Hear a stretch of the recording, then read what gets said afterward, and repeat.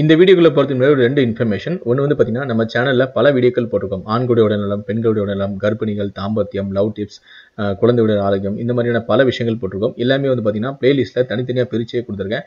So நீங்கள் எந்த விஷயத்தை அதிகமாக தெரிஞ்சுக்கணும் விரும்புனீங்களோ அந்த பிளேலிஸ்ட்டில் போய் நீங்கள் ப்ளே பண்ணி பார்த்தீங்கன்னா அது ரிலேட்டடான பல விஷயங்கள் உங்களால் தெரிஞ்சுக்க முடியும். இரண்டாவது வந்து பார்த்தீங்கன்னா, நம்மளுடைய சேனலில் இப்போ வந்து நான் ஃபேஸ்புக்லையும் ஓப்பன் பண்ணியிருக்கேன். ஃபேஸ்புக்கில் வந்து ஆரோக்கியமாக வாழ்க அப்படின்னு ஒரு ஃபேஸ்புக் ஓப்பன் பண்ணியிருக்கேன். ஸோ அதோடைய லிங்க் நீங்கள் பார்த்துட்டு இருக்க வீடியோக்களை டிஸ்கிரிப்ஷனில் கொடுத்துருக்கேன். அந்த லிங்க் கிளிக் பண்ணுங்கள், ஒரு பேஜ் ஓப்பன் ஆகும். அந்த பேஜை லைக் பண்ணி வச்சுக்கோங்க, அந்த பேஜை ஃபாலோ பண்ணுங்கள். இனி யூடியூப் போலவே நீங்கள் ஃபேஸ்புக்லையும் வீடியோக்கள் பார்க்கலாம். சரி, வாங்க இன்னைக்கு நம்ம இந்த வீடியோக்குள்ளே போகலாம்.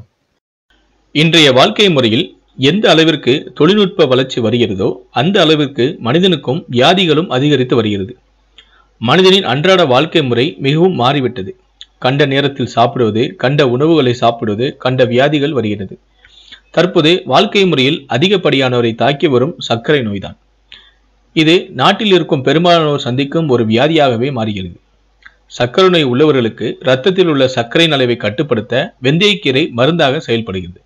மேலும் இந்த வெந்தயக்கீரையை தொடர்ந்து எடுத்து வருவதால் அவர்களுக்கு இதய நோய் வராமலும் தடுக்க முடியும்.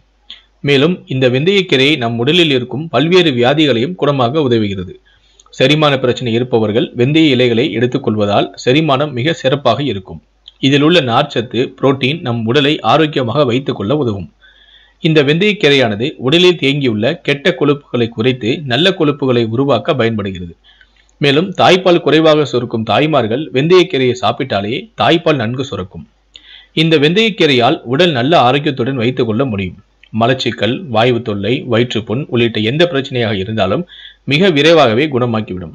அதே போலதான் ஆண்களின் ஆண்மைத்தன்மையை அதிகரிக்க இந்த வெந்தயக்கீரை பெரிதும் உதவுகிறது.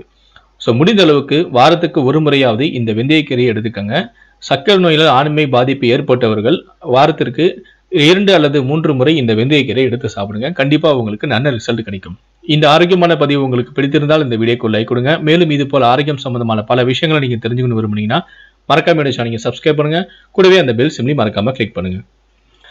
நம்ம சேனல்ல போடக்கூடிய வீடியோக்களை நீங்க ஃபேஸ்புக்ல பார்க்க விரும்புனீங்கன்னா கீழே டிஸ்கிரிப்ஷனில் நம்முடைய ஃபேஸ்புக் சேனலோட லிங்கை கொடுத்துருங்க. அந்த பேஜை லைக் பண்ணிக்கோங்க, அந்த பேஜை ஃபாலோ பண்ணுங்க. நன்றி.